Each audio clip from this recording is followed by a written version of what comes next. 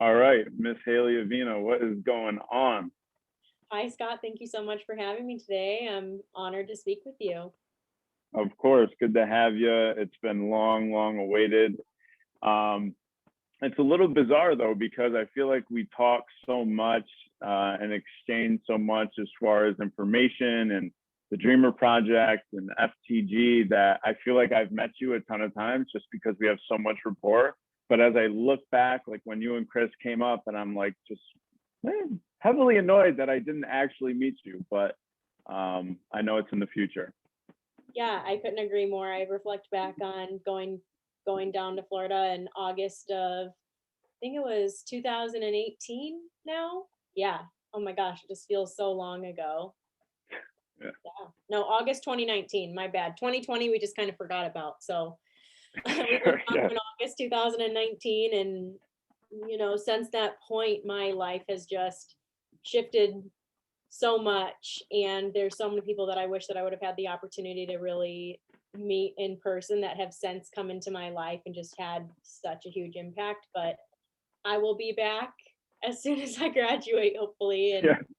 again, I can't agree with you more. I feel like I have known you and several other people my entire life, even though we've never had that physical contact.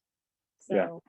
interesting. When's the tentative graduation date? May 3rd. So we are less than 3 months out now. We can officially say we're like 2 months and 26 days or something like that. Are you starting to breathe deeper?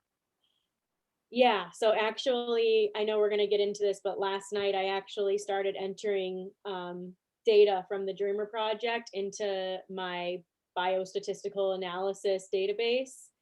And it was just a very overwhelming experience for me emotionally. It was like every single thing that I have worked for so hard, not only in the last 3 years since I've been in graduate school, but just like my entire life in the making.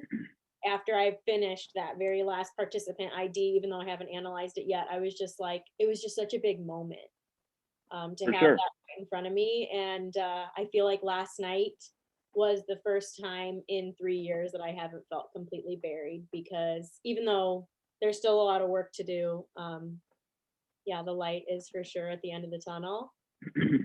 Can't believe it. Well, I mean, it's kind of like a steady unfolding rapture, I would believe. And to sit down and witness that and be like, wow, man, years upon years upon years of growing and getting exposed to new things and recovery through repetition and the idea of this project and trying to get my doctoral and NP.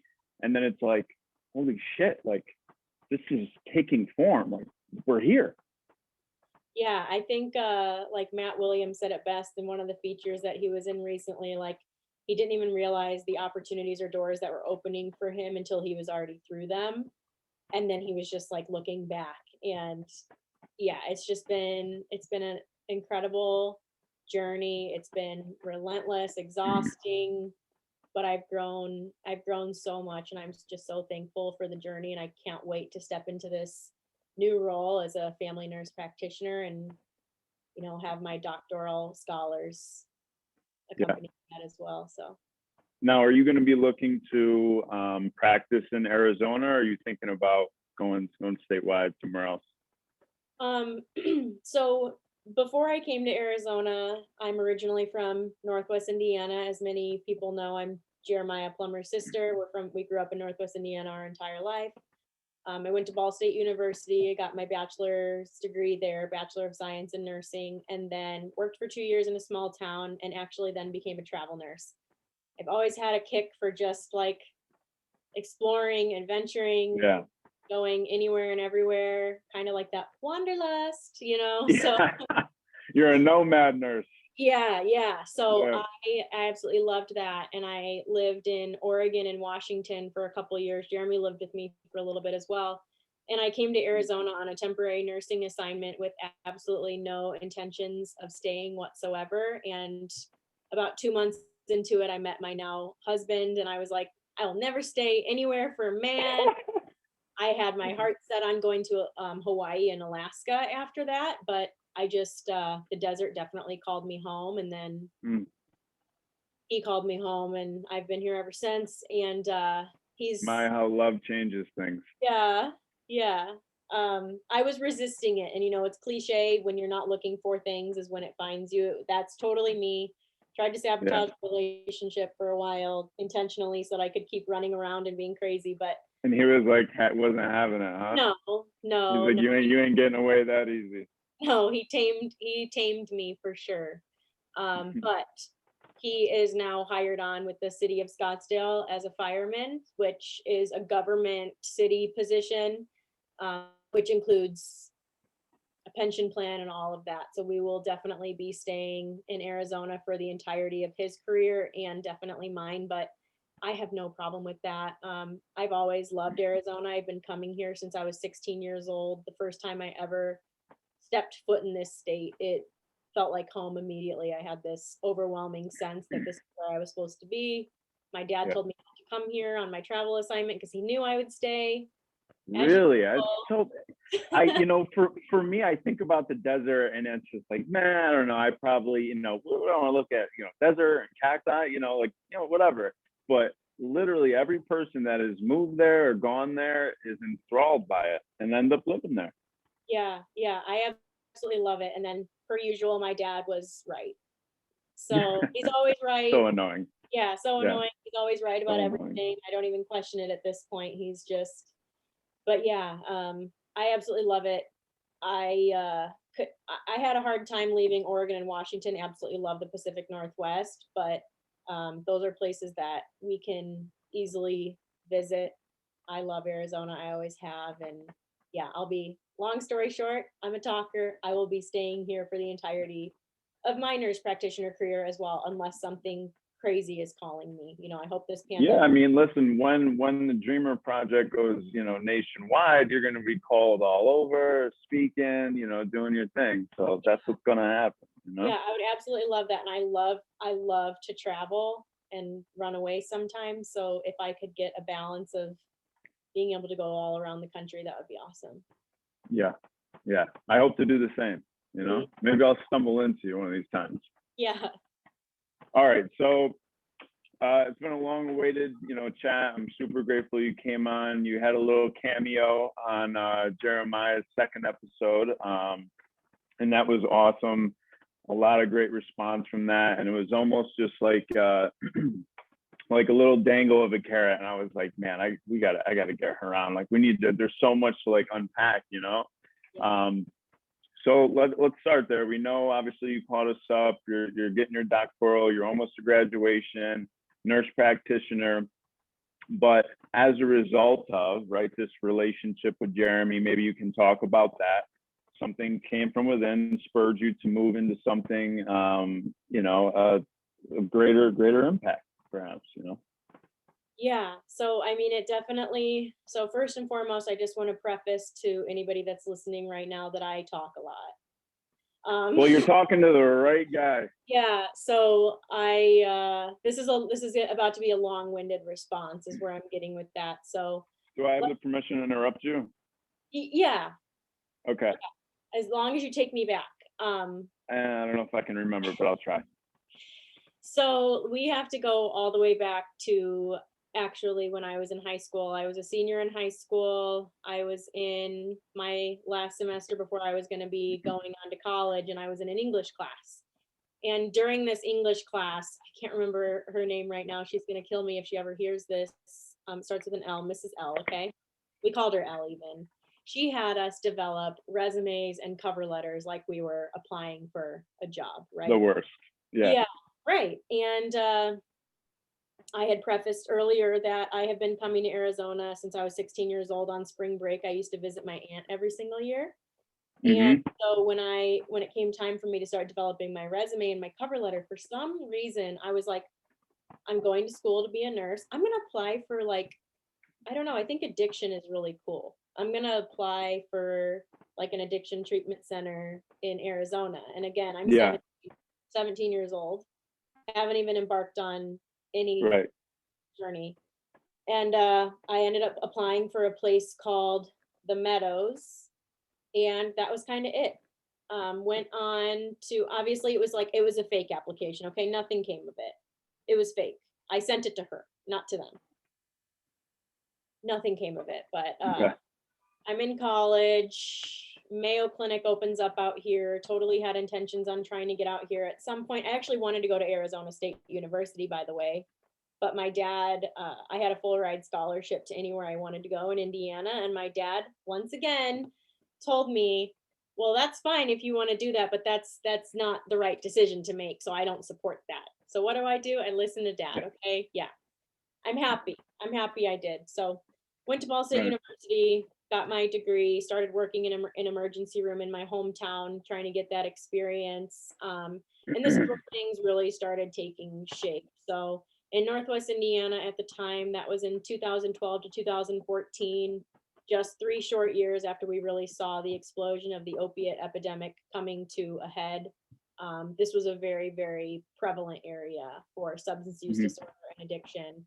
And it was during those early stages of my nursing career that I was heavily exposed to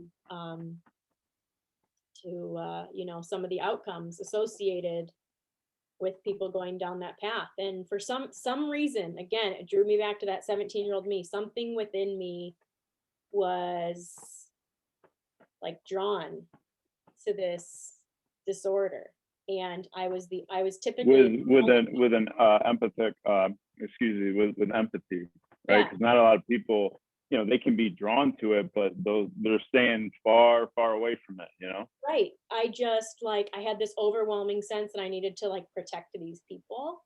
And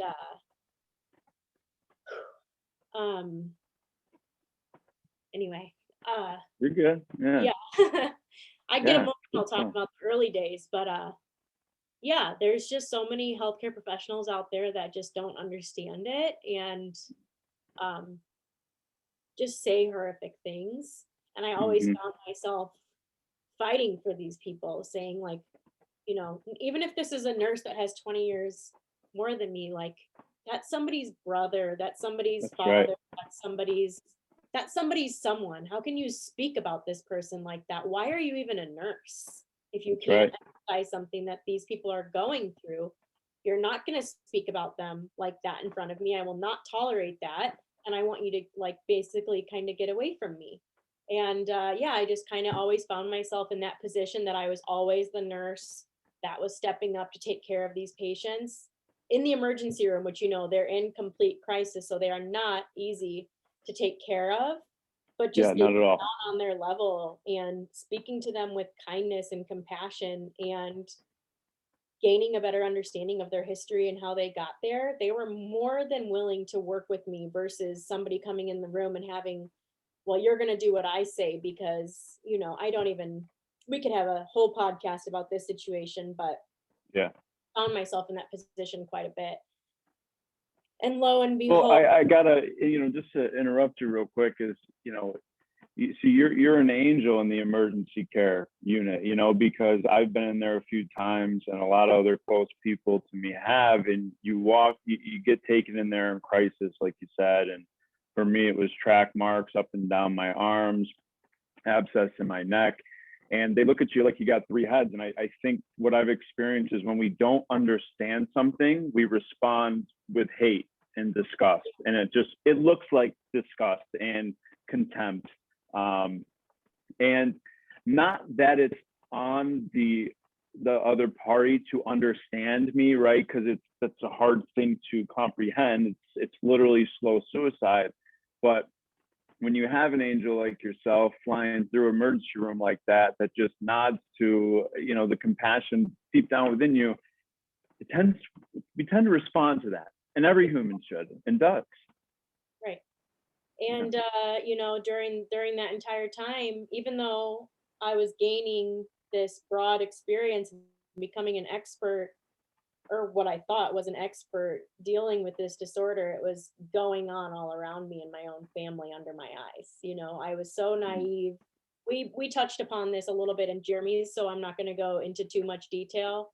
But it was going on underneath my eyes, or, in front of me, not even underneath, not even blindly. It was so obvious, but for some reason, like, I didn't see it. And I don't know, my family as a whole didn't really have the appropriate tools at the time to help Jeremy, most likely in the best way that we could. And then secondary to everything that I had witnessed as an emergency room nurse, everything that I had gone through personally, professionally, led me to eventually landing at Arizona State University, going for my Doctor of Nursing.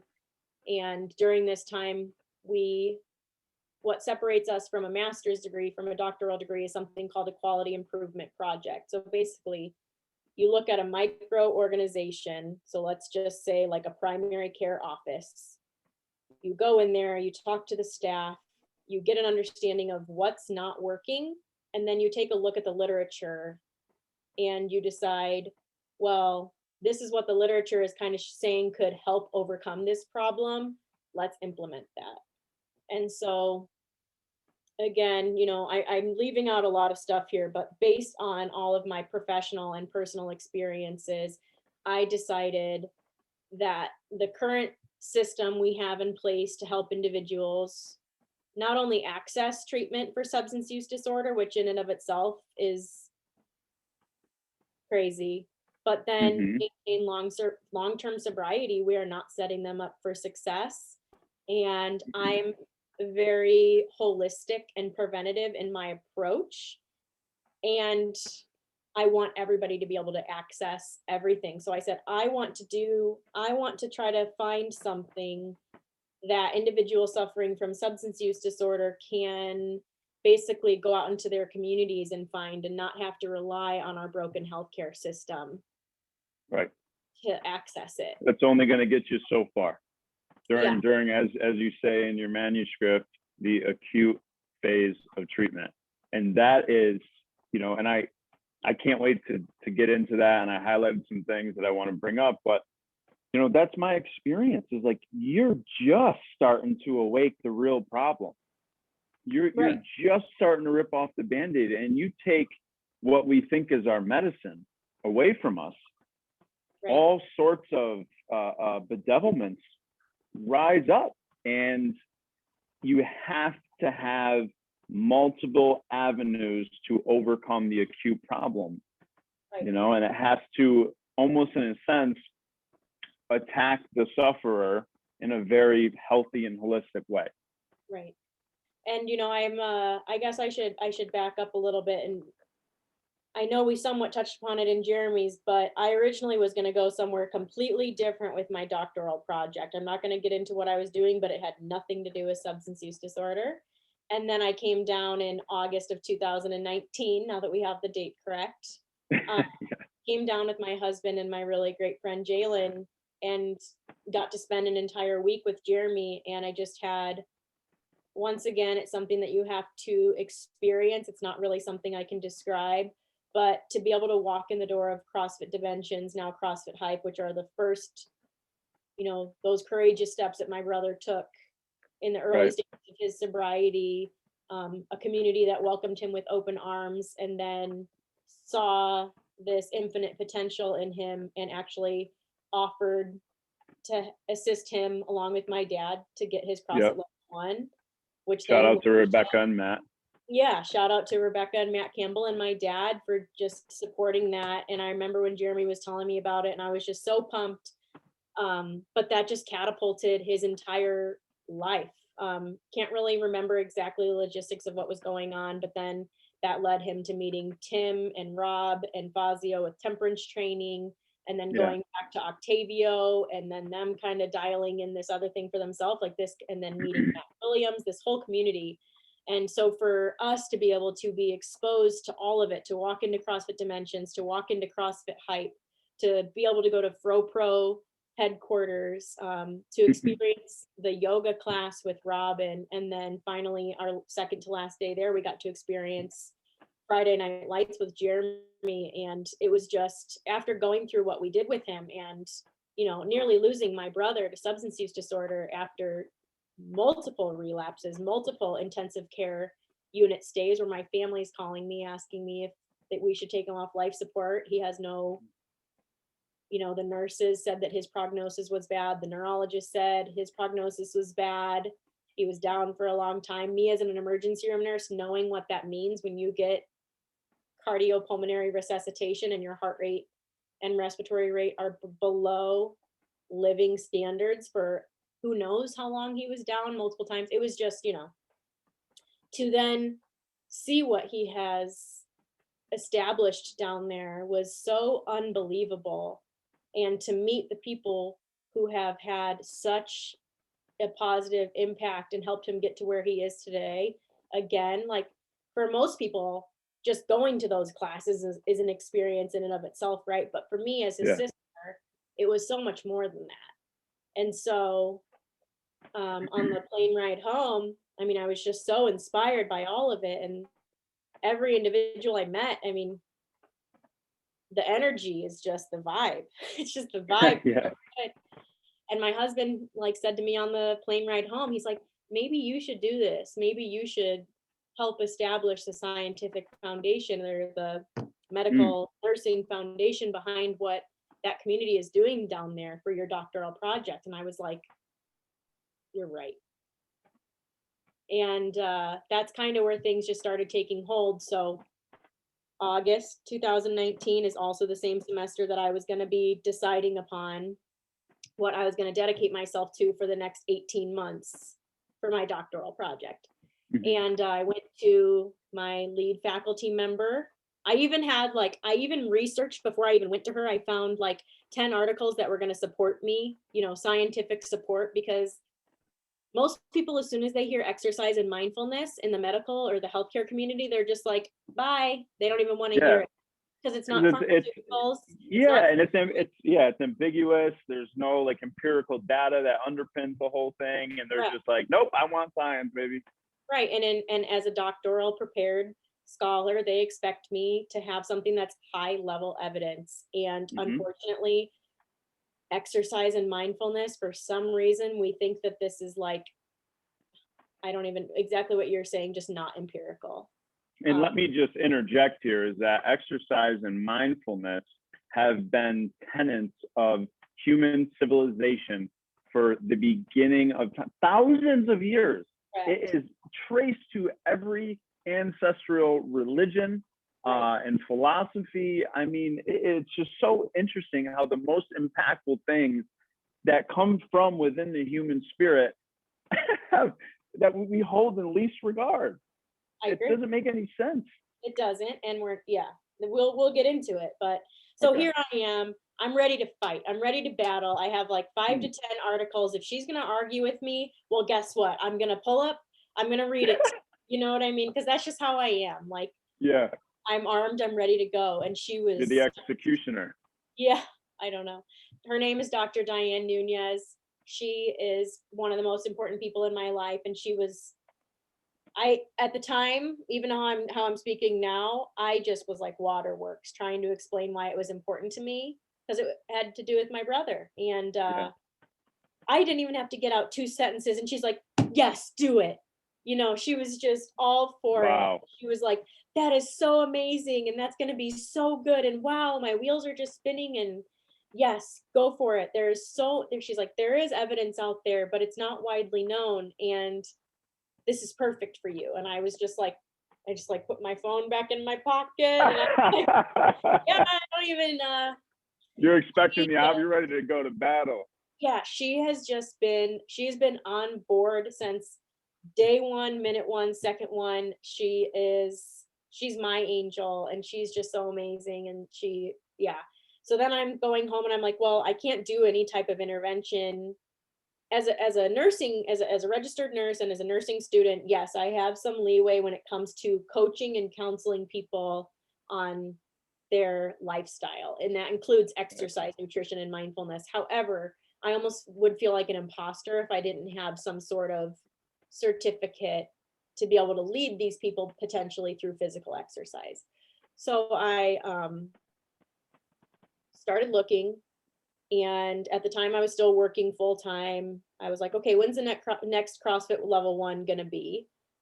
And it just coincidentally was gonna be next week. And I'm like, oh, okay, where's it at? CrossFit Fury, which is 30 minutes from my house. And then I'm like, okay, well, I'm working Saturdays and Sundays and I got to try to find coverage. So I go to look at my schedule and miraculously somehow I forgot to schedule myself that weekend. So I had the whole weekend off. Mm. And then, so that was just like, whoa, like a universe moment, like, whoa. Yeah, imagine that. And then I reached out to CrossFit and they actually, the gal that had received my email, because it goes to like a bank of a bunch of people that respond to those emails.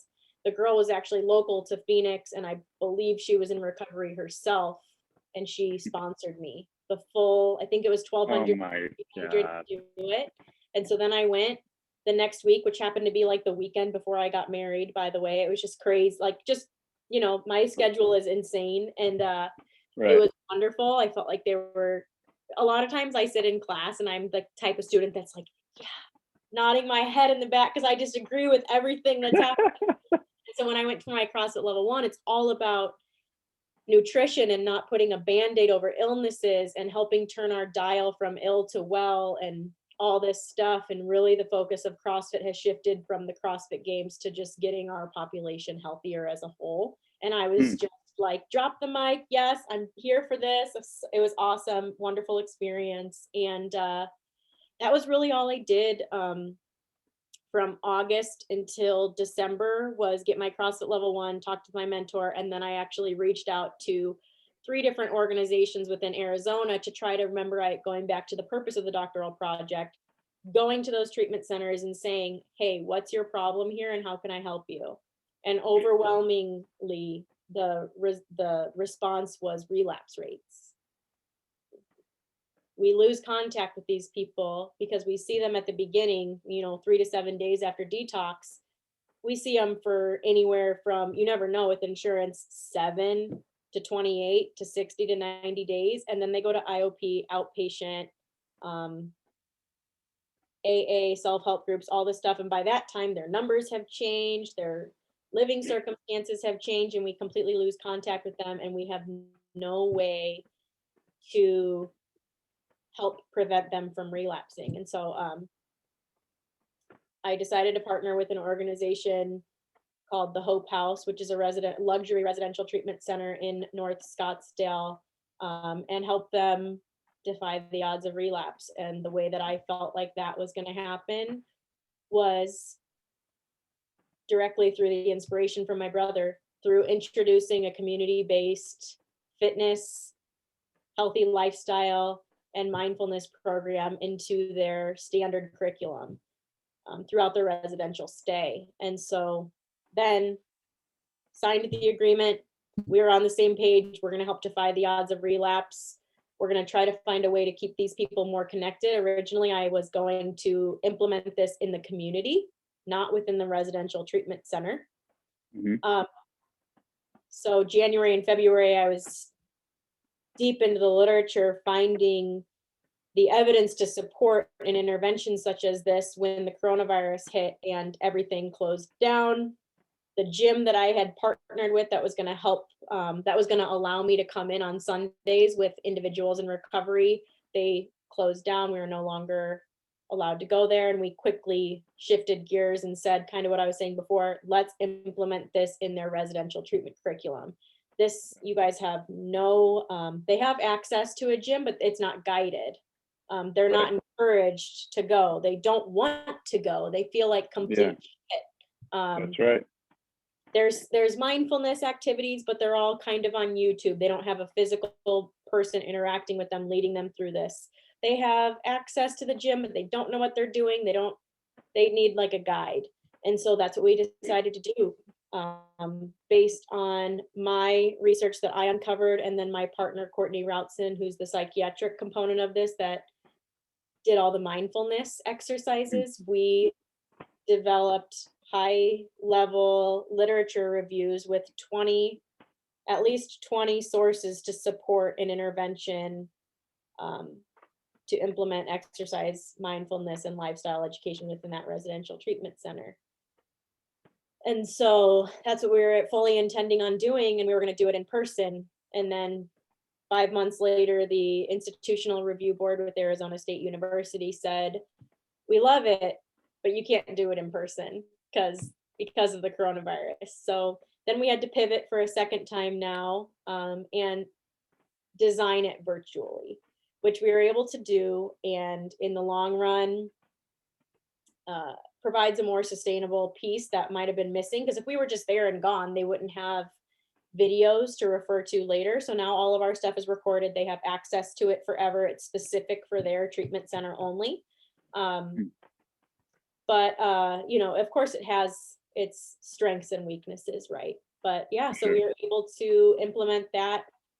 And it was sober Sundays as a nod to temperance training. So we did sober Sundays, which overwhelmingly was the participants' favorite day of the week. It was mindfulness and group exercise with both Courtney and I. So we were all on the Zoom together.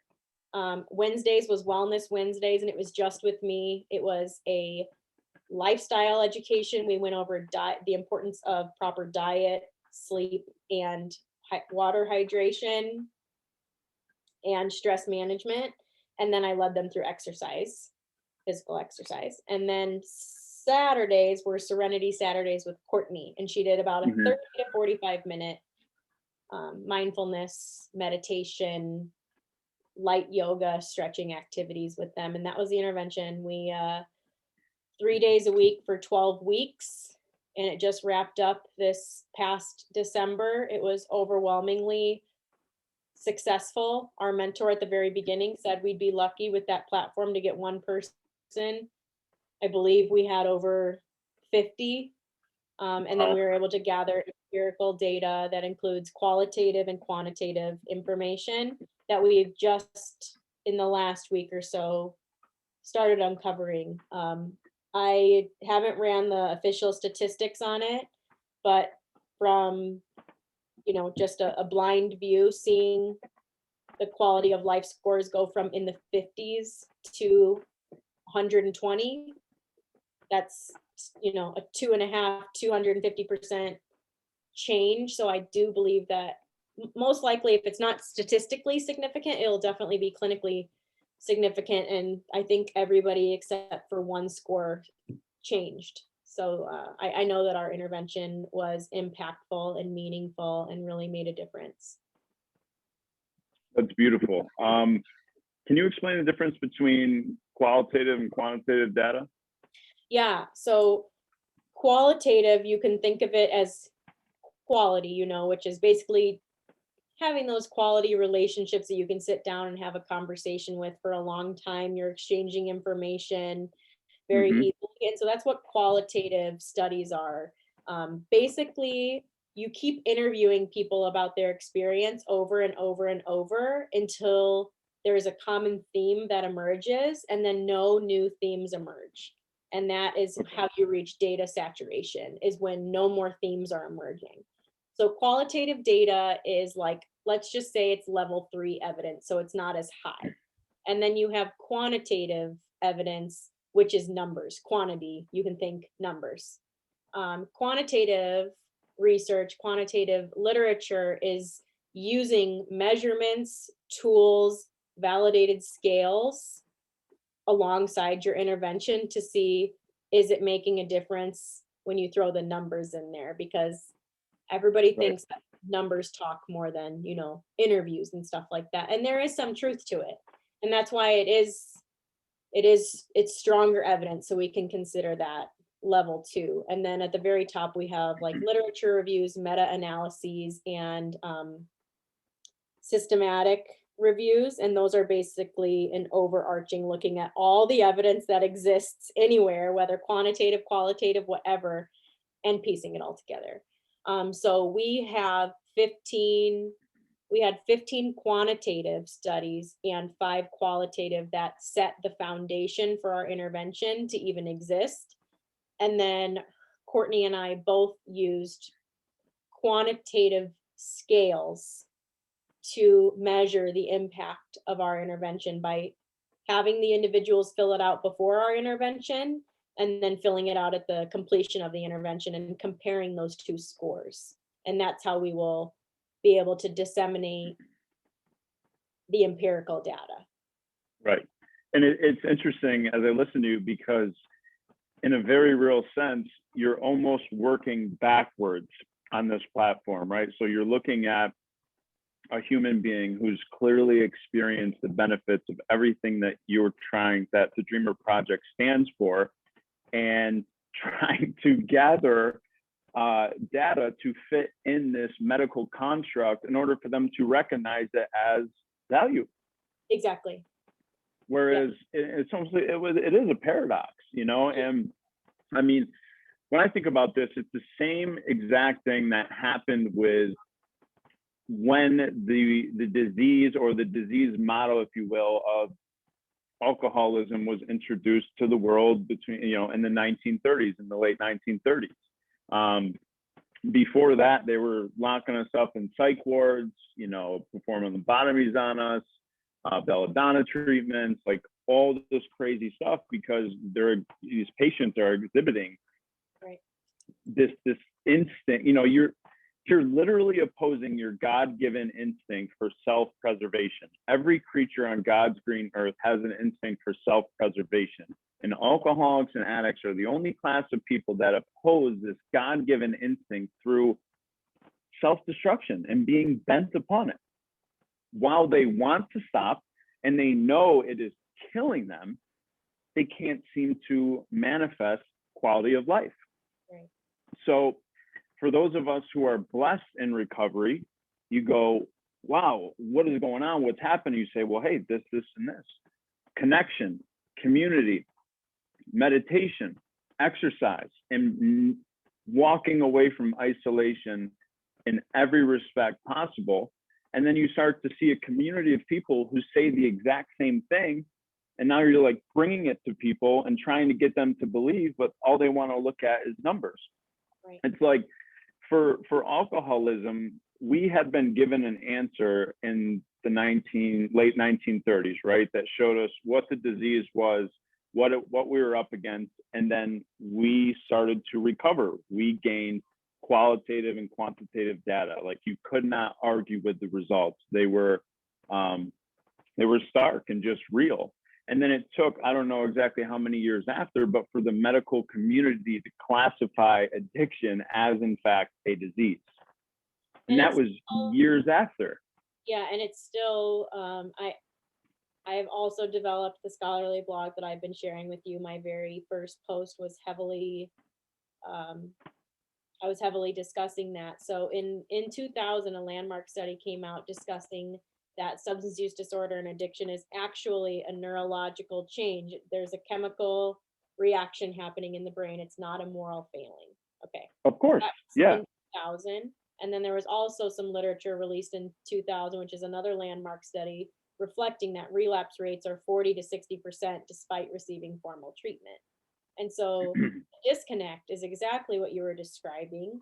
You said something about home health community. Well, that's SAMHSA's 4 dimensions of recovery, of supporting long-term recovery, which is home, health, purpose, and community.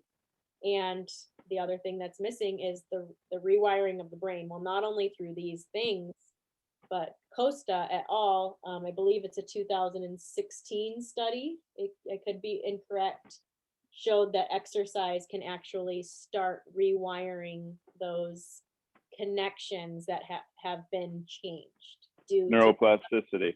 Yep, neuroplasticity. So, yeah, and that's what, you know, we start to it's like, you know, a body badly burned by alcohol and drugs. This is what I've had to learn, is we don't recover overnight. Okay, depression, anxiety, bad behavioral patterns, these things don't vanish in a twinkling. Okay, I had 4 years of recovery, forgot where I came from, and began to worship just selfish things, really, my entertainment. And I forgot about my fellow man. I forgot about my community. I forgot about the things that saved my life in the beginning. And then you literally have the certain decline in neuroplasticity, it's almost like, yeah, your brain can reform and change and rebuild and carve new pathways and form new synapses, right? Or synapses. Yeah, good job. Synapses, right. Yeah. Yes. So yeah, whatever. So this can all happen, but again, we have to have reverence for the fact that, and I'm speaking for myself as a recovered addict, is I have an instinct within me that opposes this self-preservation. And so if not constantly treated and underpinned with these 4 dimensions of health, which I read in your manuscript, which was beautiful description. And I'm like, yep, exactly. And the COSA was actually in 2019. Thank you so much. Performed a review of exercise-induced neurological changes in former substance abuse disorder users. It was found that aerobic exercise stimulated neuroplasticity, otherwise known as rewiring of the brain, improved inhibitory control, decision-making, and impulsivity was observed. Again, these changes associated with exercise may assist in overcoming previous brain disturbances accompanying drug use to reduce relapse. Therefore, combining the social support with exercise may help the recondition of the brain to prevent relapse while promoting connection and improved health outcomes, which is going to, again, oppose the need for the decline in our healthcare costs and all that stuff, and just keep us out of those morbid places. And I think that, and like, you have to use, in this manuscript, you have to use words like may help prevent, may, right? You have to use that, but it's me, and I'm like, no, it does. I know. Yeah, right? and that's something just keep in mind whenever you're reading like research or scholarly academic papers, that in medicine, if anybody ever tells you that they have proved something, that it's 100% sure, that person's lying. So we have to use that verbiage. Of course. Yeah. And proven. You know what I mean? Yeah. I can say that it's statistically and clinically significant and you should consider adopting these behaviors, but it's not proven. So yes, I completely agree with you. Yeah. I've seen it. I've seen it with my own eyes. I've seen it not only in my brother, but other individuals that I've come in contact with, especially in the South Florida area. But again, Jeremy's experience and his ability to outwork his addiction through home, health, purpose, and community by integrating with these healthy individuals that he met down there, that they're going to the gym, they're eating healthy, they're going to meetings together. Like, he was my momentum, my inspiration behind all of this. I know it works.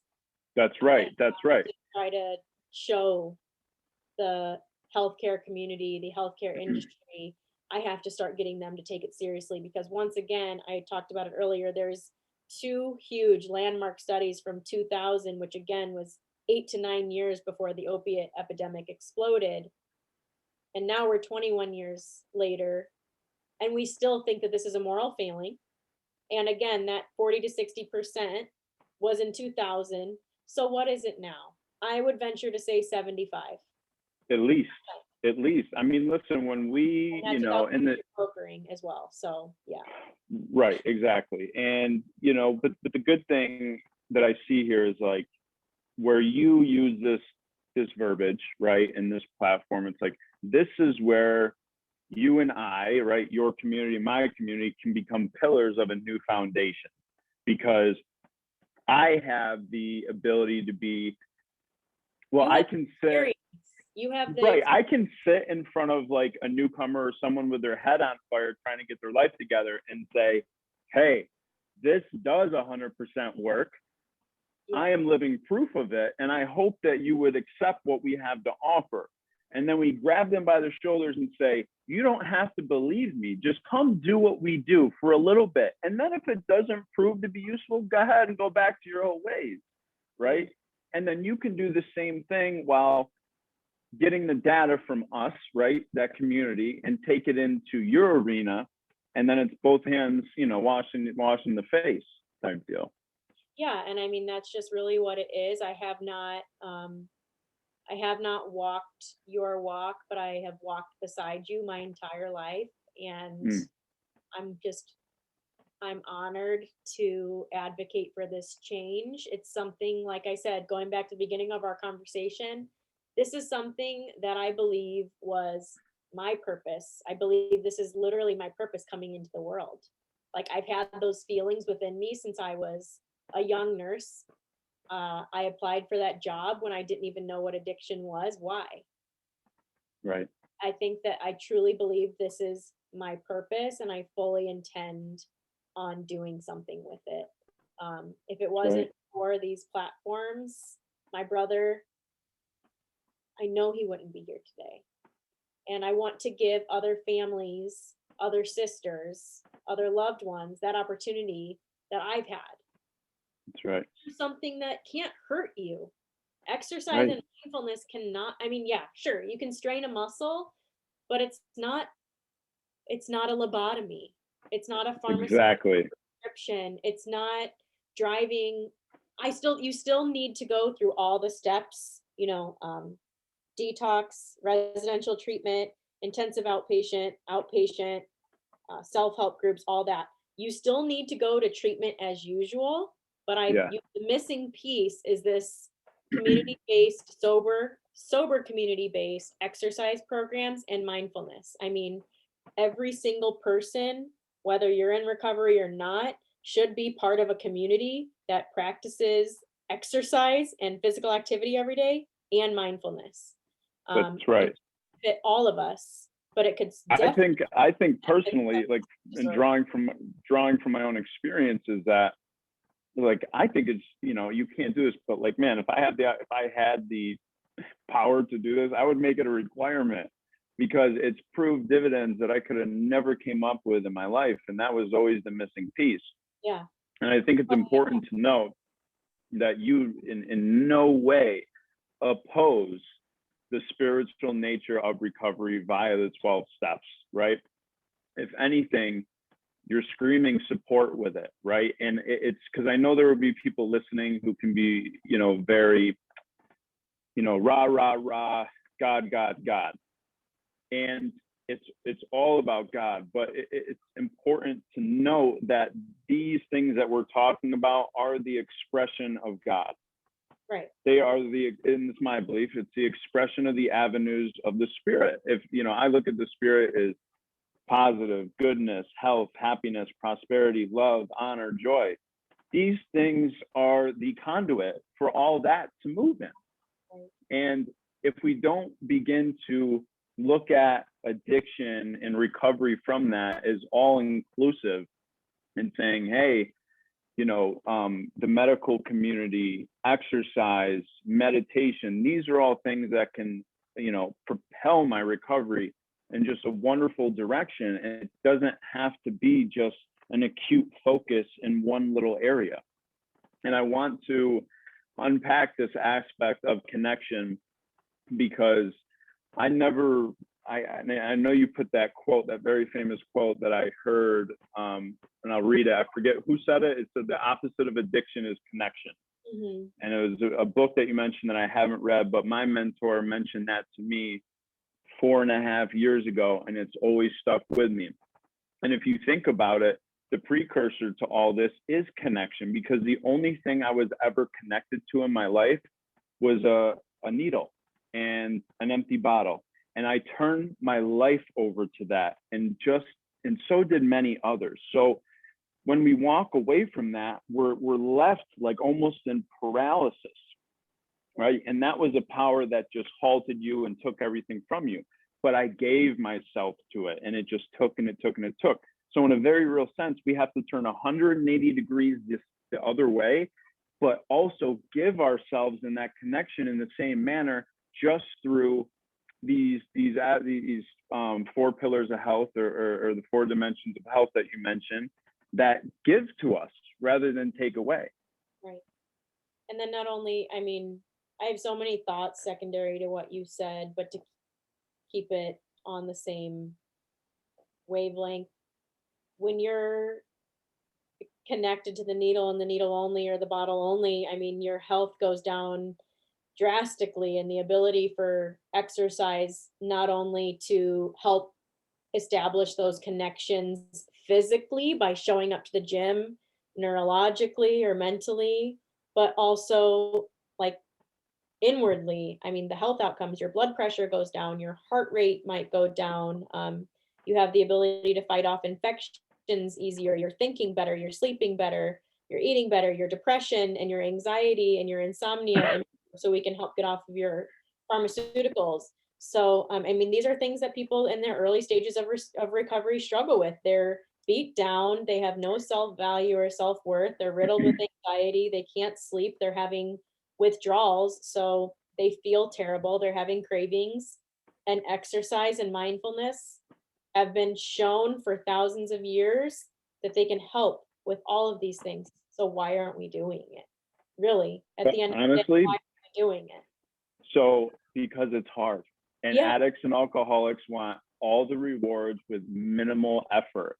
Mhm. And so having these things, it's like there's that aspect, right? Like we can lead a horse to water, but you can't make him drink it, right? That old adage. And these cliches, and they're cliches for a reason. It's because they hold weight. You know what I mean? So it's like, it's very frustrating, and it's a heartbreaking riddle, as people say, where the alcoholic and addict, they mean well and they try hard, but for some reason they can't fully give themselves to this process. Mhm. And you know what? Getting sober is a son of a bitch. I mean, Right. you are going to go through a roller coaster of ill health to raw, crazy emotions to hopefully emotional sobriety. And it's the ride for your life. But it's, frankly, the most badass thing you could ever do, because you get the opportunity to drown out that self that is causing your defeat. Jeremy had and continues to have the opportunity to put a muzzle on the boy that was causing his own misery and grow into a man. And he always says this to me. He goes, there's no substitute for hard work. I'm a big believer in hard work. And I think until we have that mindset, like the mindset of like, let's go, I'm going to eat shit, I'm going to embrace the suck, and it's going to be hard, but you know what? The alternative is just too bleak. And that was hard. And living on the streets was hard. And destroying myself was hard. So it's like, what do I got to lose? And more importantly, what do I got to gain here? I'm just also a firm believer, though, and that's something that I've helped try to overcome with the D.R.E.A.M.E.R project, is the stigma associated with substance use disorder is probably half the problem. The reason why so many individuals are either hesitant to seek treatment or perhaps don't feel like they're in a position to be supported to do the hard thing is because of the severe stigma that exists. Growing up in the Midwest, it's something that is just swept under the rug. I mean, honestly, I don't even know. Until 3 years ago, Jeremy's been sober for 4 years. Nobody from my hometown even knew what was going on. Yeah. Something that people don't talk about, and that is the problem. Yeah, I didn't know the world existed. Right. I mean, I didn't know there was a way out. but not it doesn't have anything to do with you. I'm saying it doesn't have anything to do with it. It has something to do with us. What do you call us? Normies? Is that what you call us? Yeah. It has to do with normies, that we have no understanding of what you're going through because I don't know how else to say it, we're not wired the same, right? But then our families don't outwardly speak about it. So then it's just like an internal family problem that nobody's talking about, that everybody's hiding. Nobody wants to talk about it openly. Oh, where's Scott? Oh yeah, he's on vacation for a couple. Oh my God, you are talking about my extended family right now. So it's like we're not willing to disclose what our loved ones are going through out of like embarrassment. But why? Because that's what society has trained us to believe, because of this long-standing thing that it's a moral failing, and it's not. The literature is there from 2000. This is a chronic condition that requires long-term follow-up. Yet again, we're not treating it that way, and our families are embarrassed, and that's why people either aren't willing to go get the treatment in the first place, and their families are like, just get over it, just stop doing it. And it's like, again, there's that get your shit together. Yeah, it's just the stigma. It's the stigma. And my mother has been my saving, she's just the best. And she's been on this journey with me from a very, very early age, right? So I can't imagine what it's like to be a mother and to think, obviously they feel responsible. I think every parent does. There's something I didn't do, that I did not love you enough. And we stand back and say, why is my love not enough?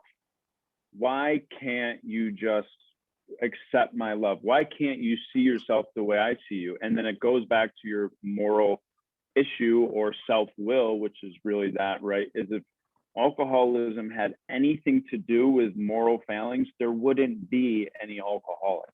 Right. If it had anything to do with your moral compass, it wouldn't lead you in that direction. You would. Precisely. Right. And I don't engage on Facebook, but you see the hurtful, someone will post something in recovery or whatever, and then the trolls just attack, right? And I find that, again, what we talked about in the beginning is, if this disease and all the pain that it brings, and it engulfs the family, it engulfs everyone around them, not like cancer or diabetes, it hurts other people. So I totally forgot where I was going, but yeah, if it doesn't darken your doorstep and you don't experience that pain and see that defeat in your loved ones and feel that helplessness, you are frankly an asshole about it anytime it comes up. But at the same token, I will reflect this question back onto you. How many people have you ever met in your entire life that haven't been touched by addiction in some way? Exactly. And that's why I started from the grave. So because it's like raise your hand if you've been touched by it, and I guarantee you at some point every hand in the room will go up. Yeah, and that doesn't mean that you have to understand it or have empathy or anything like that, but that's what I'm, at the end of the day, with the D.R.E.A.M.E.R project, that's what I'm fighting for. I'm in a position, I believe, going for my Doctor of Nursing, to put me on a big stage to be able to advocate for those who can't. I, again, have not walked your walk, but I've walked beside you, and I'm willing to fight for that.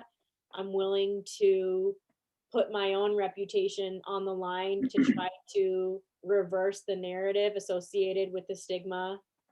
I'm willing to do whatever it takes. Every opportunity I can to educate people about addiction. If I hear them say something about a moral compass, like we were saying, or telling them to just cut it out, or that's their problem, not mine, I am just like, whoa, whoa, whoa, let's, stop the conversation here, because you think you think you understand, and I'm by no means like the best expert on the face of the planet, but I'm here, and I'm going to educate you now. Yes.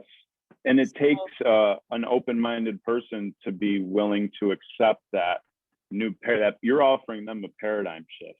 Yeah. And it, and back for sure. I mean, my mother, it took me going out after 4 years of sobriety, destroying my life yet again, for her to, so it took pain to be like, this has nothing to do with me, and I pray for you, and I hope God walk with you, and I want you back, but this is on you.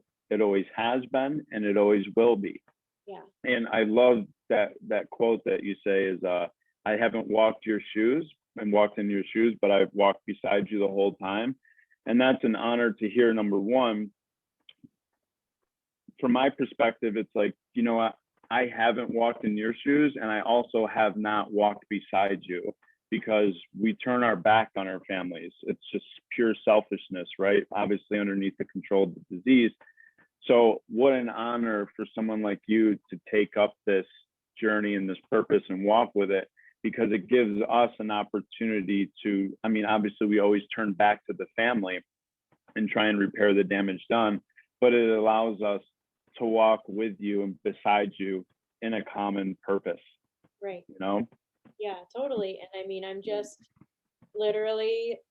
just so honored to share to weave my personal experience and what I went through as Jeremy's sister, and then the destruction that I saw unfold in front of me, his own self-destruction I saw in front of me. I'm honored that he's allowed me to speak about it, about such a personal topic, to try to bring awareness to this. And I'm like I said, I always say it all the time, like I'm willing to take this thing as far as it'll go. Like, not only do I want to provide the scientific foundation that's lacking from people like you who have had success, but it's not in the literature or in the research, and the medical healthcare communities won't take it seriously. Right. But I want to change the narrative associated with the stigma. That's more important to me than anything, because until we start driving that needle and moving that needle towards acceptance, we're probably not going to get far with changing treatment as we know it, because there's still going to be that widespread Closed mind. yeah, with the moral failing, and it's I don't know, like, it's not a chronic condition, just stop, all that. So until we change that stigma, it's not going to be taken very seriously. So that I'm working on that as diligently as the academic foundation, and I know you are as well. I feel like, and correct me if I'm wrong, I feel like now more than ever, we have the ability, and I think there is a shift going on and a growing consciousness, and perhaps social media has something to do with it, because we can, I don't want to be a spokesperson. I don't know. I guess you just want to like live your truth, and You want to be a leader for this movement, and that's okay. yeah. And I guess like there's beautiful success stories out there. I mean, as simple as a before and after picture is Right. like, I mean, we talk like from the grave, man. This is a resurrected spirit. You literally get to roll away the stone that is keeping you in darkness. And when you are blessed with the opportunity to do that, life is a blank canvas. Have fun and paint as you wish. Yeah. And And there's this power in that. My husband and I, like, we talk about it all the time, that the most like inspirational, influential, positive, uplifting, happy, all the great things, like the best people in our life are living an enthusiastically sober life.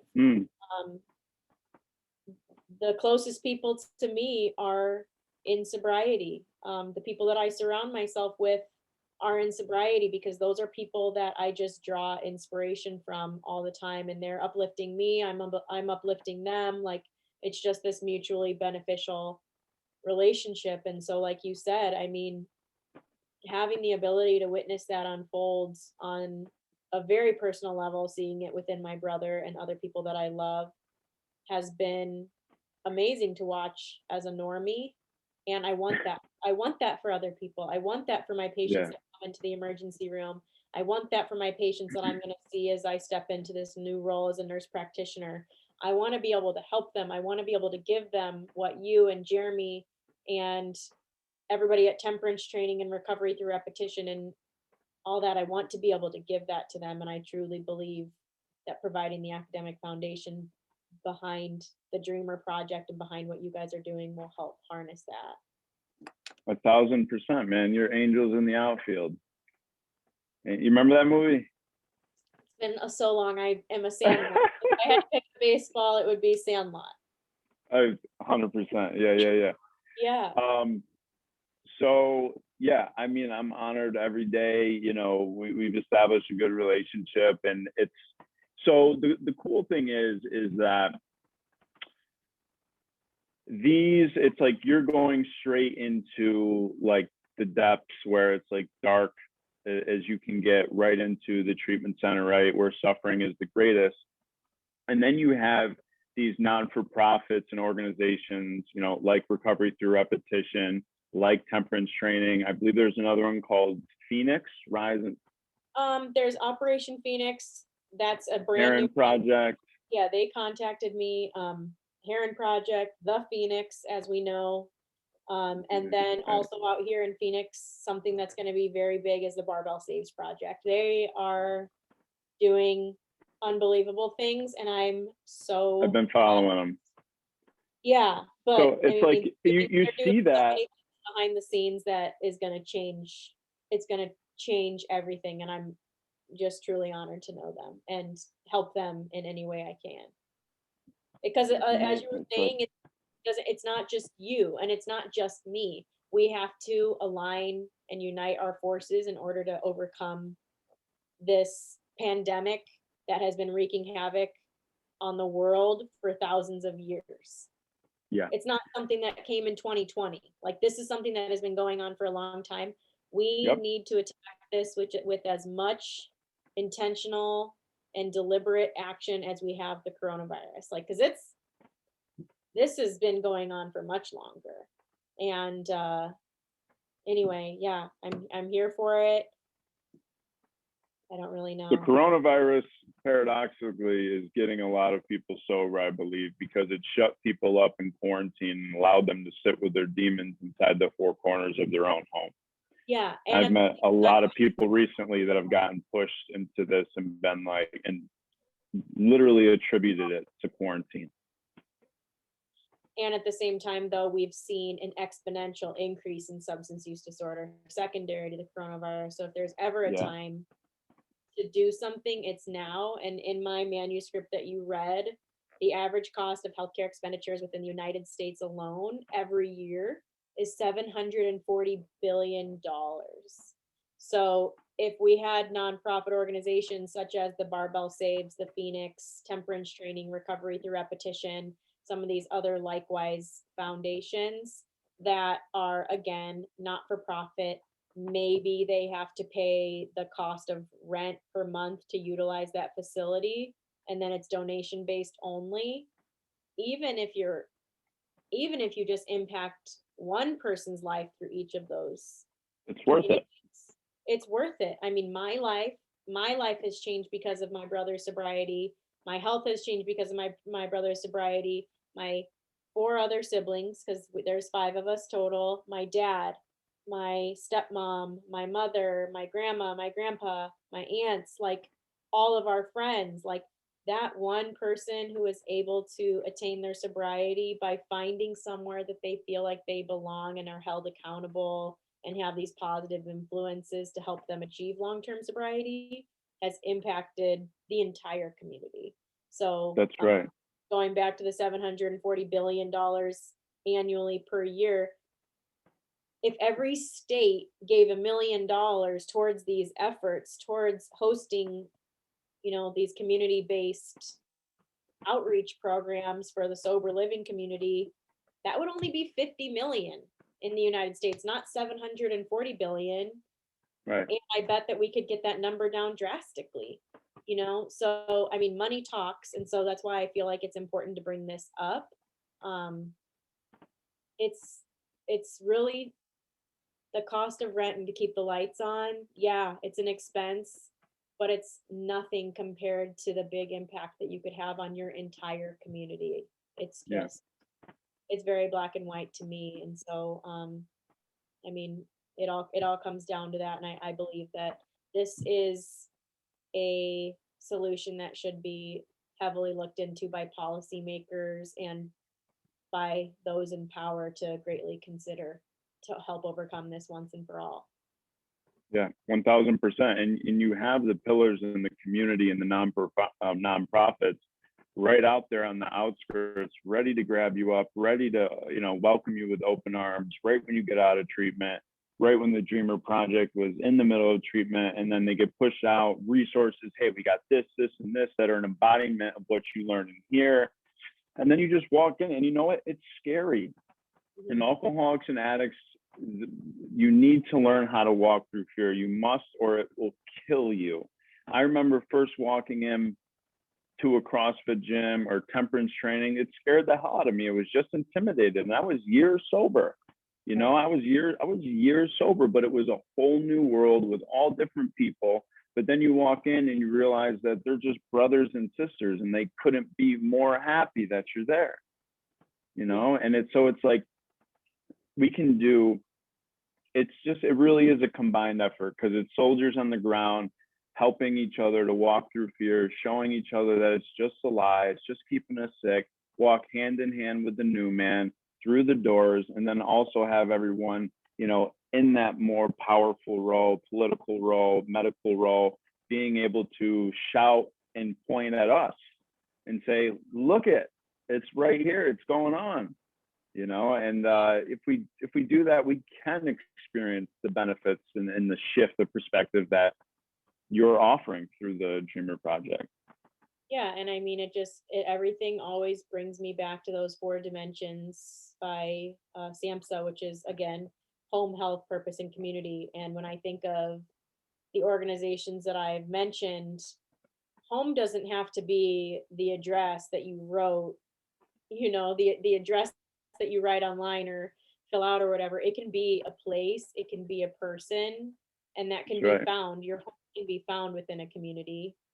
Your purpose can be found within the walls of a community. And, you know, when you guys are all living that enthusiastic, sober lifestyle, and then you also, within those walls, find a greater sense of health by deliberately pushing your body's boundaries to improve your health outcomes through fitness, through mindfulness, through slowing down your breathing, through being intentional with every single move that you make within the gym. So I just truly believe that you can find all 4 of those dimensions that are the recipe for success within the 4 walls of a yoga studio, a CrossFit gym, an F45, Orange Theory, temperance training, barbell saves.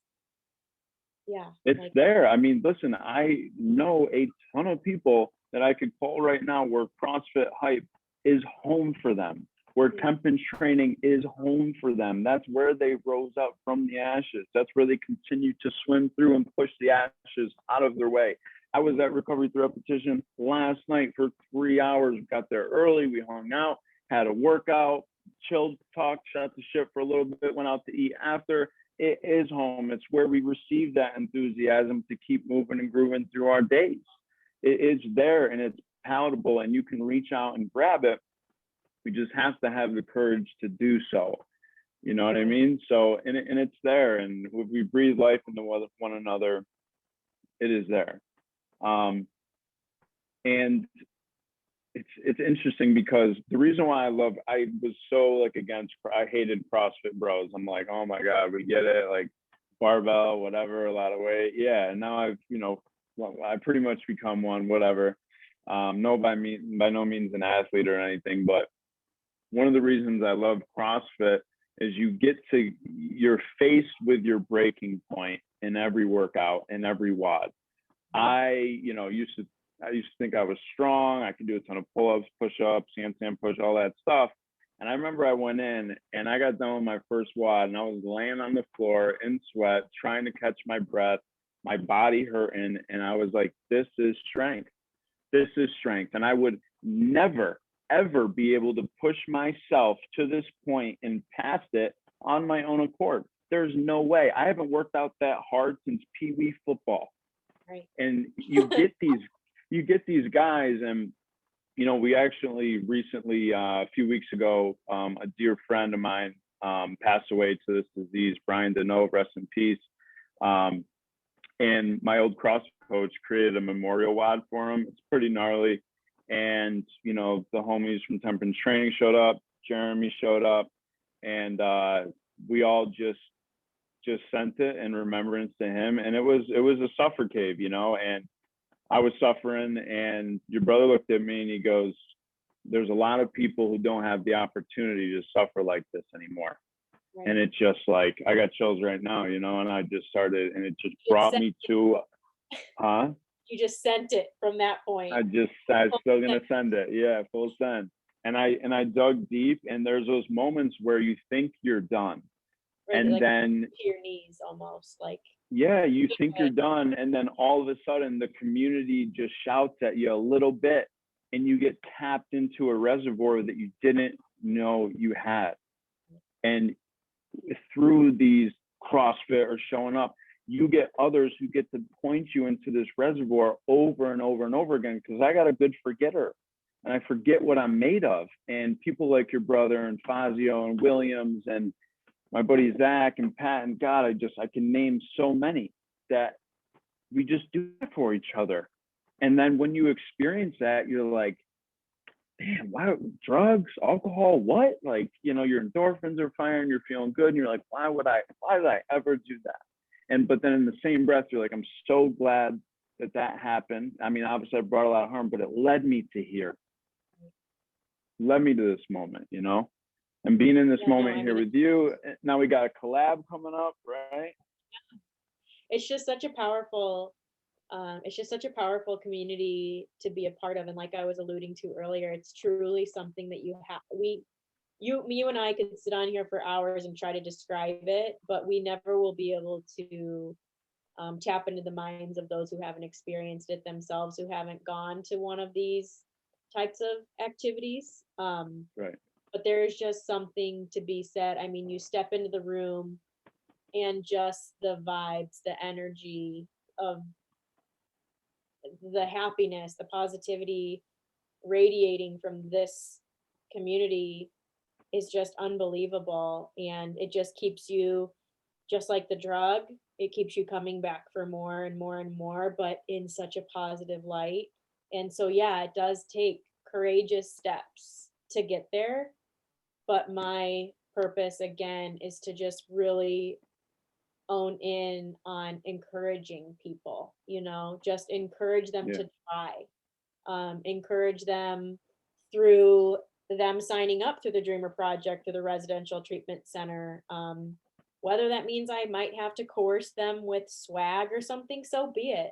They're not going to want to stay for the swag. They're going to want to stay for the vibes. They're going to want to stay because they're feeling better. They're sleeping better. They're eating better. Their homie is cheering for them right next to them, and they can't wait to suffer again with each other in a couple days. Like, it's not like the swag or even the beauty of how you start looking that brings them back. It's the community, exactly what you were describing. And so, yeah, it takes so much to get them in those doors, but I believe that if we could just like really start pushing for this, it's going to help so many people. And we're not pushing as hard as we should. And that's our fault on the healthcare side, because we know that it'll take hard work. We know that if I write a prescription for somebody to go get a pill filled, they're more likely to do that than go home, put their running shoes on, and then go outside and go for a run. Which one of those is harder? We know which one is harder. Which route do most people take? The easier route. You know, that thing that you sent to me a few weeks ago, the individual that was saying if there was one thing that you could do to change the trajectory of your life, what would it be? And he came to tears and said, I would have done the harder thing. Oh. You know, and it's so true.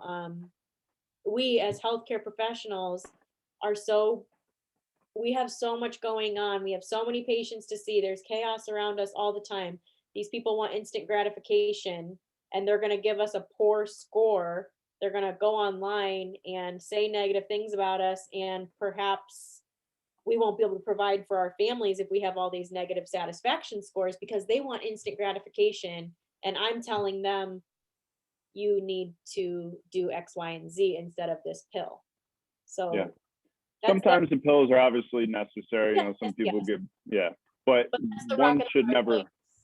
That's the hard place where we in 2021 have come to as healthcare professionals. Diabetes, hypertension, congestive heart failure, COPD, all these chronic conditions, including substance use disorder, require long-term follow-up, consistent accountability, consistent appointments. It goes much deeper than a pharmaceutical. Everything relates back to your diet, your sleep, your water, your stress management, your activity levels. And I am unwilling to give you, I mean, in a crisis situation, maybe I'll consider giving you a little pharmaceutical Band-Aid, but for the long term, I'm not interested. Yeah. I'm not interested in giving you something that is going to allow you to numb all of that and not have to work on those other 5 things that I described. And so It's deeper than that. Yeah. it's much deeper than that. And anyways, that's where we are. That's why this is such, it almost seems like we're on opposite ends of the earth. And me and you think that everything that we've described during this podcast makes so much sense. But unfortunately, the world we live in today as healthcare professionals, we are badgered to do something and do something now. And if you don't do something now, then you're not doing anything, Right. You're not doing your job. Yeah, we're not doing our job. And so that's why this is receiving so much pushback. That's why there's so much more literature on pharmaceuticals and on invasive measures or surgery, because they're a much quicker response and we have a much quicker turnaround. If there's a miracle drug for substance use disorder, that's going to receive all the funding. Even if it's just a possibility, that's going to receive so much more funding than something that has to do with lifestyle, mindfulness, health, because it's like that takes time. That takes Yeah. showing up Hard deliberately work. every single day. That takes hard work. This is like, I get to do it one time and I'm done and I'm sober. So Yeah, it satisfies our behavior of addiction. Take it, fix it. Take it, fix it. And that's Right. just that idea or a solution has to be burned to the ground. That's one of the first things that has to be thrown away if Right. I'm going to expect long-term peace of mind, happiness. I mean, even me now, 4.5 years, I was texting you. I'm like, my energy's off. Like, I want to go get blood work. Something's wrong with me. And you didn't want to hear it. You're like, before you do that, I want you to do this. This is how much sleep you need to get. Drink more water. I know you're not drinking enough. If you drink coffee, which I drink a shit ton, you're like, you need to up your water even more, implement that. And I'm like, my first thought was, I don't want to do all that shit. That even 4.5 years sober, my first thought was, I don't want to do that. Mm-hmm. And it's like, and I know that that's a lie by evidence of the way I've been living in a progressive, good nature the last 4 years. So it's like, well, I'm going to listen to this lie all over again. And not like, I look at that and think it's all hard work, but it's really just sprinkling little elements of a good life into your day-to-day life. Yeah. I mean, it's just small modifications that can lead to such a huge impact on your life. Yeah. And yeah, we've just gotten so accustomed in the United States specifically. There's other countries like Israel that really take substance use disorder and mental health much more seriously than us. And our incarceration system here is all messed up as well. But we just need to find, we need to meet in the middle somewhere. We are just at opposite ends right now. And really, I just feel like I'm in a position to just try to push it a little bit, just towards the things that we've been describing throughout this podcast. That's my full intention. Again, each and every day, I draw inspiration from every single one of you. You give me the momentum and the fire and the passion to keep going for this. It makes complete sense to me, but I realize that it doesn't make complete sense to my colleagues. And so I'm just here to try to shed light and spread awareness surrounding this and really start. And you're doing that. You're absolutely doing that. And even like, what you just said, you're like, frankly, like we're not doing enough. Or I think we're not pushing hard enough. And like that hit me, and I got to ask myself, like, am I doing enough? Like, you know what I mean? Like, where am I at? Am I doing enough? Am I evading little moments where I'm like, I'm tired. I don't want to do any more for today. I want to throw in the towel, when really you just got to push through and tap into that reservoir, that we get to experience. So. And as you talked about earlier, you just when you were talking about the reservoir that you tapped into, it reminded me of the beginning of our conversation where you said you were resurrected. Like Jeremy resurrected you from that workout. For real, 100%. Yeah, it's just so amazing. And I can't thank you enough for being, not only a supporter from the D.R.E.A.M.E.R Project since day one, but just like an active participant in my life every single day. I'm always, anytime I overcome or stumble across something cool having to do with sobriety, or even maybe accomplishments that I've made in this realm, you're always a person that I know will be shouting from the rooftops, cheering me on, and we need each other. Like, you know, I'm your guys' biggest cheerleader, but at the same time, you're mine. And it's, again, this Right. mutually beneficial relationship. And I literally, like, I would have never started this project without the inspiration I've drawn from you all. And I would have never in a million years had the capacity to keep going without you guys pushing me every single day. And I just Same. can't thank you enough for all of it, and for just being literally authentically you. I appreciate it. Right back at you, 100%. You know, you make me want to push harder. I'm like, damn, I got to get my shit together, man. I don't know. Like, I'm interviewing Hayley. I don't know. You know. No, I never want to make people feel that way. No, I was being playful. Yeah, something I pride myself on is just simply trying to empower others to make better decisions for themselves.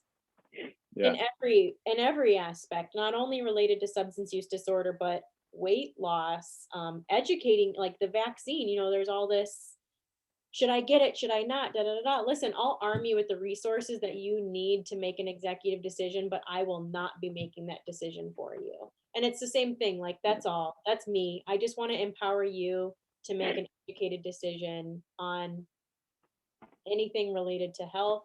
And if it goes deeper into like personal and professional, I can help, you know, that's it. Yeah.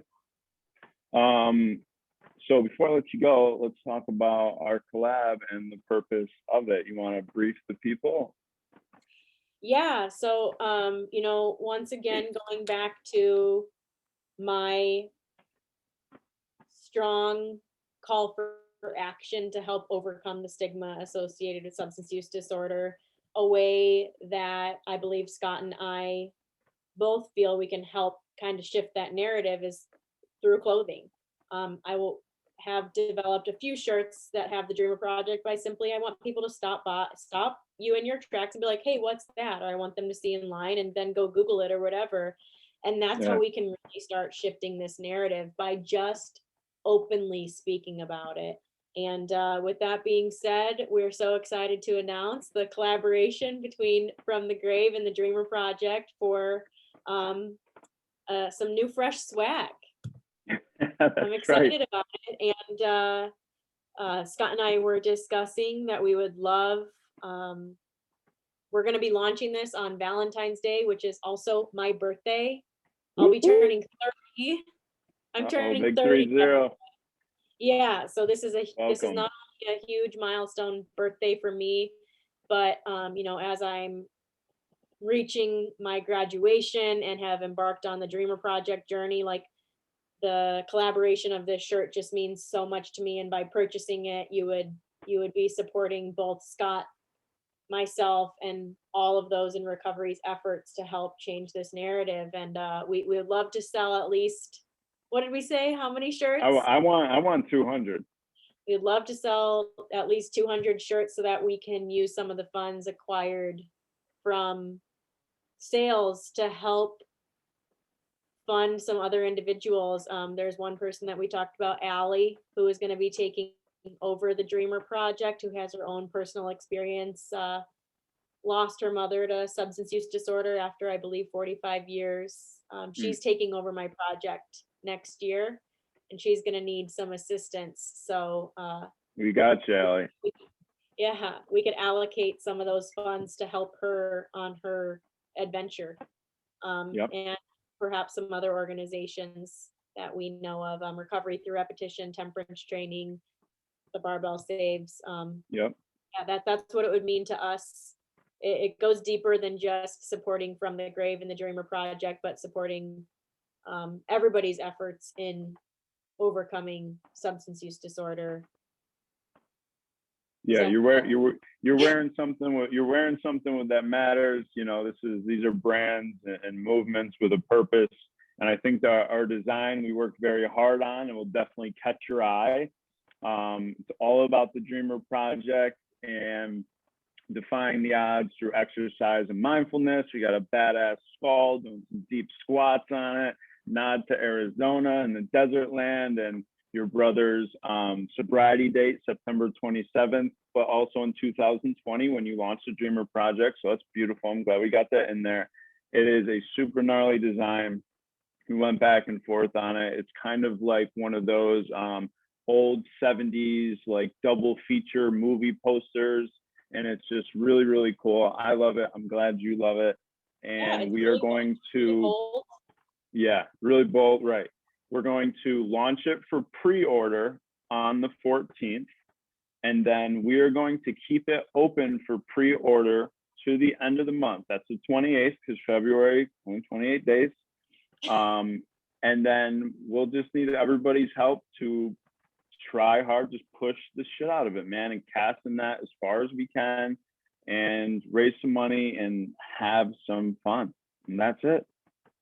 Yeah, and it just means so much to me to be on this podcast with you, and everything that you've done to make the collaboration a possibility. I just think it's going to be so great, and just have so many amazing things to look forward to in the future. So the honor's all mine, and I know that you have another podcast coming up with the Herren Project. You want to let me know when that's going to be so I can tune in? Yeah, so I actually have a couple things coming up. All right, talk about it. So I was a guest on Hey Presley podcast. That is actually going to be released on either February 7th, 2020 or February 8th, 2020. And my partner, Courtney Routson, who's the psychiatric mental health nurse practitioner student, she's on it with me.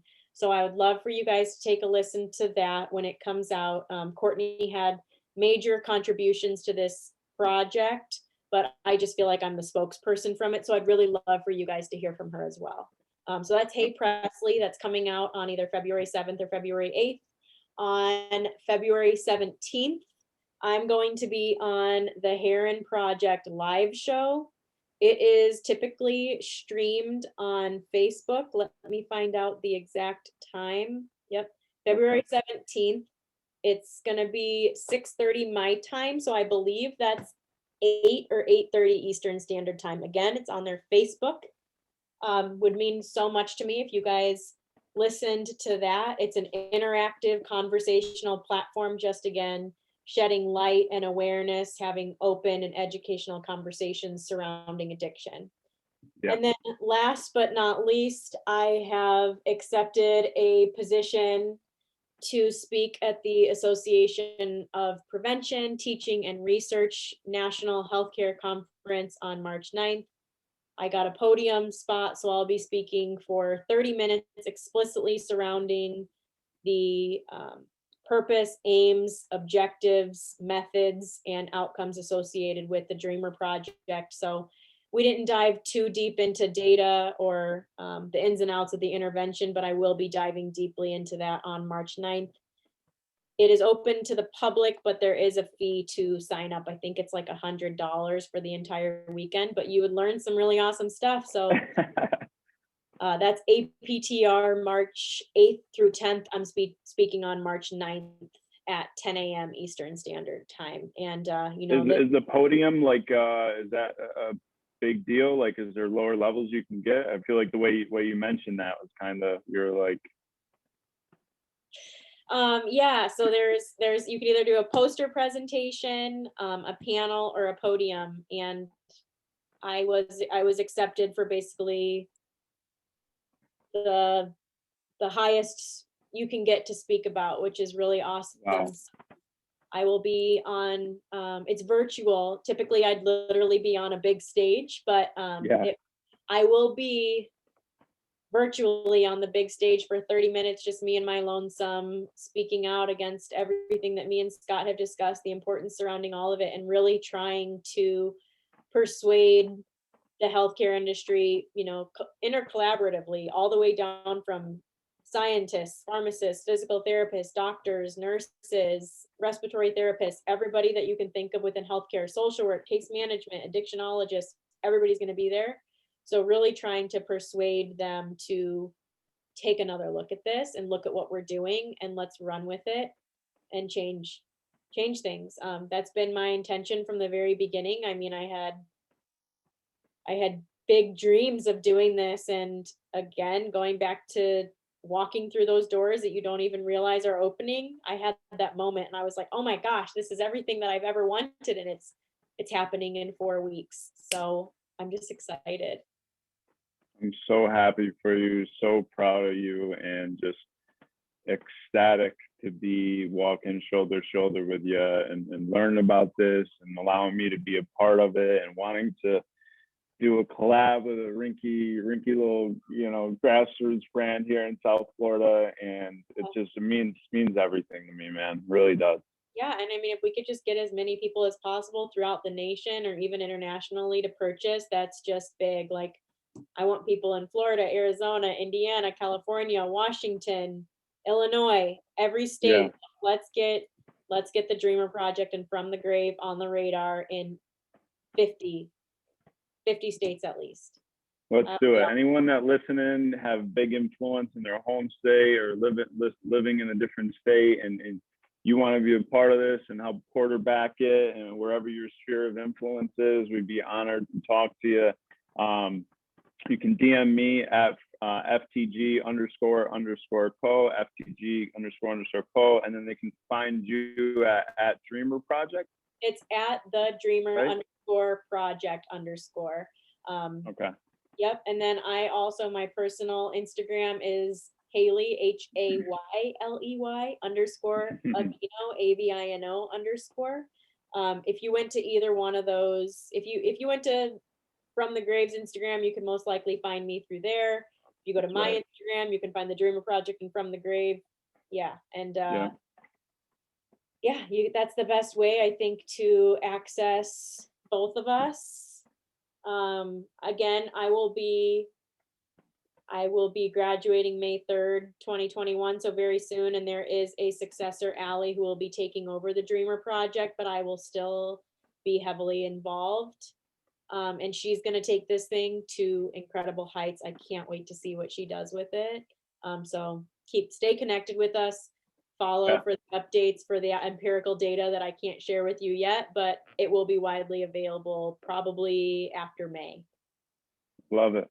Thank you so much for chatting it up with me. Yeah, you're so welcome. All right, Hayley. All right. Well, thank you so much. Let me know if you need anything else from me, and I hope you have a good rest of your day. Same to you, love. Give Chris my best. Okay, thank you. All right, bye. Bye.